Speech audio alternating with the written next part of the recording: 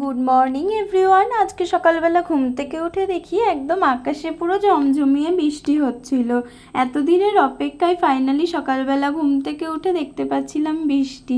তো তারপরে চলে গেছিলাম রান্না করতে, যেহেতু আজকে সানডে সেই জন্য রান্না করেছিলাম চিকেন, আর সানডেতে তো মাস্ট চিকেন রান্না করা। খাওয়া দাওয়া কমপ্লিট করে চলে গেছিলাম লেবুর রস করতে। তো দাঁড়িয়ে দাঁড়িয়ে লেবুর রস খাচ্ছিলাম আর প্রকৃতিটাকে একটু এনজয় করছিলাম।